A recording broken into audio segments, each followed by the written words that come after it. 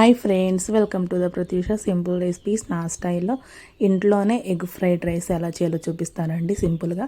ఇందుకోసం stove on చేసి ఒక ప్యాన్ పెట్టుకొని ఆయిల్ అనేది హీట్ అయిన తర్వాత ముందుగా ఒక బౌల్లో 2 ఎగ్స్ బ్రేక్ చేసుకొని ఓన్లీ సాల్ట్ వేసుకొని బాగా మిక్స్ చేసుకోవాలండి. ఇలా మిక్స్ చేసుకుని ఎగ్ మిక్చర్ని ఇలా ప్యాన్లో యాడ్ చేసుకొని ఇలా చిన్న చిన్న ముక్కల్లాగా ఎగ్ పర్ట్లాగా వేసుకొని ఇలా చేసుకున్న ఎగ్ని ఒక ప్లేట్లోకి తీసుకొని ఇంక పక్కన పెట్టేసుకోవాలండి.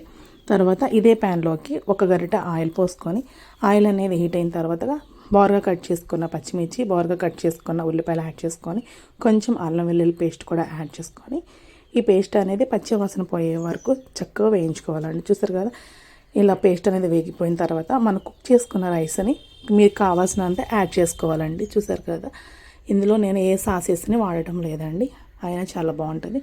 నేను ఇక్కడ ఓన్లీ కారం, రుచికి సరిపడా సాల్ట్, కొంచెం గరం మసాలా యాడ్ చేసుకొని ఇంకా వీడియోలో చూపిస్తున్నట్టు మొత్తం అంతా కలిసేలా బాగా మిక్స్ చేసుకోవాలండి గరిటతో. తర్వాత మనం పక్కన పెట్టుకున్న ఎగ్ని కూడా యాడ్ చేసుకొని చక్కగా ఇలా మొత్తం అంతా కలిసేలా బాగా మిక్స్ చేసుకోవాలి.